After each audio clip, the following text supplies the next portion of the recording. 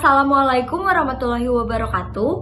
Di sini kelompok 6 yang beranggotakan saya sendiri, Damarwan Puspitaloka, Nefisa Isafadea, Naufal Zafran, dan Ahmad akan menjelaskan bisnis model kanvas tentang selai susu sapi Nadi.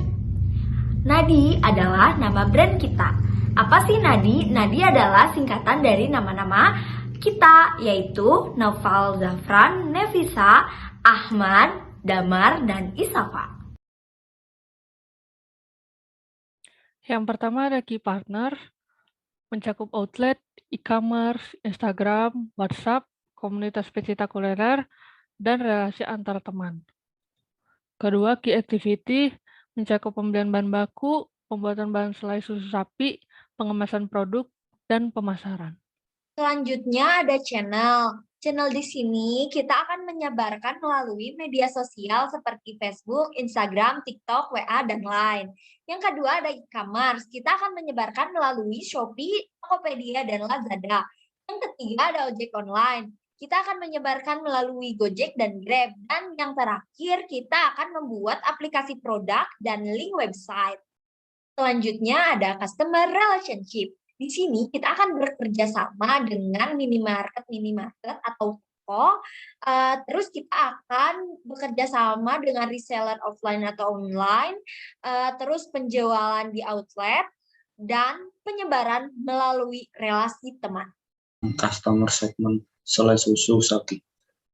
Yang pertama ada demografi yang meliputi usia di atas 3 tahun, gender laki-laki dan perempuan, ekonomi menengah dan ekonomi ke atas. Yang kedua ada geografi yang meliputi primer, yaitu mahasiswa atau pelajar, pegawai kantor, dan dijual di kota-kota besar di Indonesia. Sekunder, yaitu seluruh wilayah Indonesia. Yang ketiga ada psikografi yang meliputi 1. Orang yang konsumtif terhadap produk makanan, 2. Orang yang cenderung suka produk lokal, 3. Orang yang suka healthy product. Key researchers. Nah, di sini key researchers adalah sekat dalam bisnis modal kanvas yang berisikan daftar sumber daya yang sebaiknya direncanakan dan dimiliki perusahaan untuk mewujudkan value proposition mereka. Key researchers dari susu selai sapi Nadi dapat dikategorikan seperti fisik, yaitu sewa gedung, kendaraan, mesin. Intelektual, merek dari susu selai sapi Nadi, hak paten, copyright, database, customer, dan database partnership, informasi rahasia perusahaan. SDM-nya, tenaga kerja seperti pegawai, dan finansial, sumber daya keuangan perusahaan, cash, kredit, obligasi, dan saham. Nah, berikutnya, value proposition. Value proposition adalah elemen penting yang perlu diperhatikan oleh setiap perusahaan jika ingin produk atau layanan dipilih oleh pelanggan. Wordstream menyebut bahwa value proposition adalah elemen terpenting dari proses pemasaran.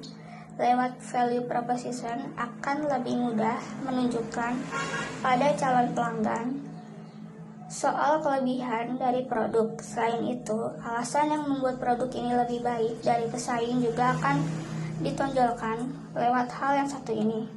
Sederhananya, value proposition adalah penjelasan mengenai mengapa pelanggan harus memilih menggunakan produk atau layanan yang kita tawarkan. Value proposition dari susu selai sapi yaitu selai susu sapi berbahan tanpa pengawet, memberdaya ternak sapi lokal, memberdaya produsen susu sapi, membuat produk lebih healthy. Selai susu sapi mampu membuat daya tahan tubuh kuat, produk tanpa pemanis buatan. Dari proposition, yaitu yang pertama ada daya air dan respon, Yang kedua ada biaya kebersihan, yang ketiga ada biaya bahan baku, yang keempat ada biaya kemasan. Yang kelima ada biaya gaji karyawan, yang keenam ada biaya sewa bangunan. Selanjutnya pada kali proposition yang pertama ada biaya air telepon, totalnya Rp915.000. Yang kedua biaya kebersihan, totalnya Rp1.650.000. Yang ketiga biaya bahan baku, totalnya ada Rp6.180.000. Yang keempat ada biaya kemasan, totalnya Rp810.000. Kelima ada biaya gaji karyawan Rp1.600.000. Yang keenam ada biaya sewa bangunan Rp580.000. Jadi total dari satu biaya air listrik dengan biaya sewa bangunan mendapat total Rp15.955.000. Selanjutnya saya menunjukkan konsep revenue stream.